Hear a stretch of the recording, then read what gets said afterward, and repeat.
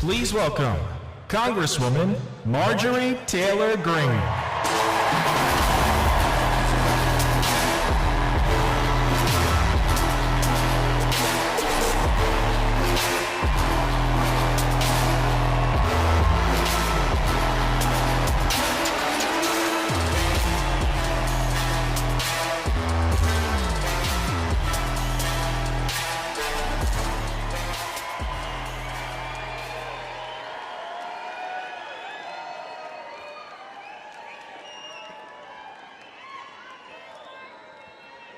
Oh, I love you.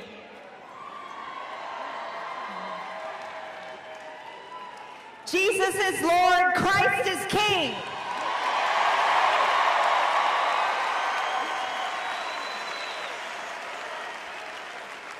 You know, and if you don't disagree with me, I'm not going to tell you to go to the rally down the street.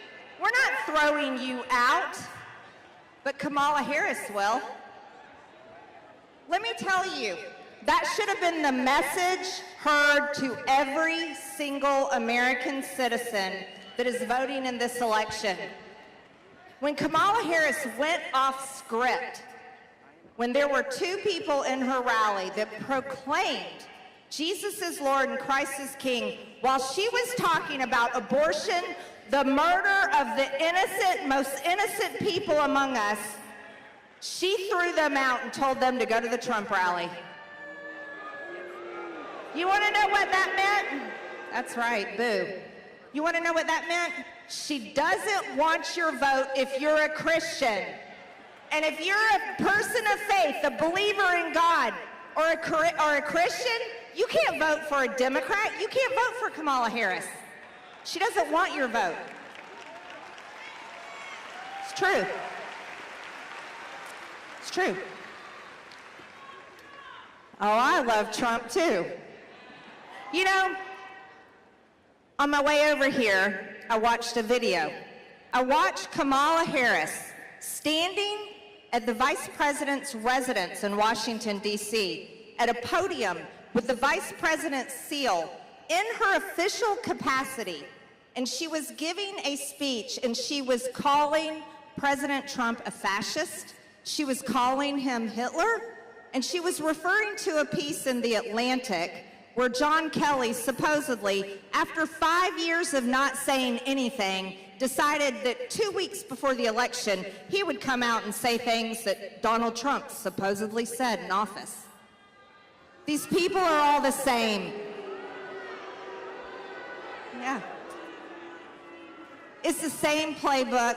It's the same game. It's the same garbage. It's the same media. It's the same mainstream fake news crap that we have been hearing for 8 years now.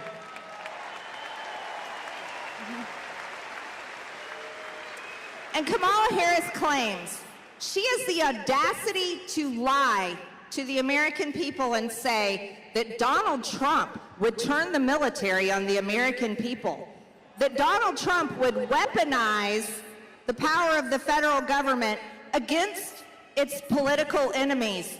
But let's be very clear. I'll be like Kamala. Let's be clear. You know, I will be clear. There is only one regime that has turned the federal government against its political enemies, and that is the Biden-Kamala Harris regime in power, and Steve Bannon is in jail right now.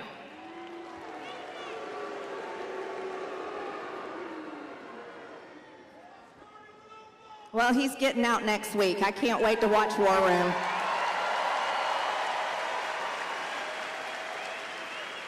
And Peter Navarro is here. He'll be speaking today, too.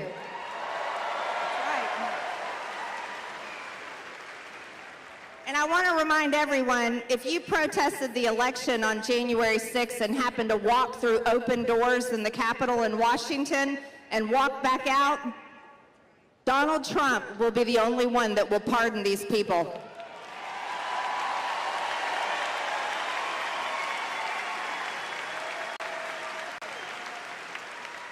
This is the election of our lifetime, ladies and gentlemen. But let me boil it down for you, for all of us in Georgia. This is extremely important. Here's our job. We show up and we vote. Look, you may not like the battlefield. I don't like it either. You may not like the playing field that we have to play on right now, but I'm going to tell you, I will never sit it out. And I don't want any of you to sit it out either. So you have to make sure that you vote. And then you have to go further. You have to have those uncomfortable conversations with people that aren't sure they want to vote. For someone in your family or your friends or your neighbors that aren't sure if they can pull that lever for Donald Trump, you have to have that conversation. I can't do it for you. You have to do it. You have to get them in there to vote. And then let me tell you what you do. You mark those selections on the machine. You vote for Donald Trump. You vote for Marjorie Taylor Greene for Congress. You vote for every Republican down ballot. Then, when your ballot is printed, you check it carefully and make sure it says what you selected. Then you turn it in and you get your pretty little I voted sticker that has a peach on it and you wear it proudly. That's what we're doing. This is how we're going to win, and we're going to flood the polls and make sure that we get Donald Trump over the finish line on November 5th. I don't want to wait 2 weeks, do you? No, I want to declare it on election night. So we can do that. We've got to get that done. But our job does not stop with this election. If you live in Georgia, our job is going to happen again in 2026. You want to know why? Our entire government slate is on the ballot. Governor, lieutenant governor, secretary of state, and we need a new one.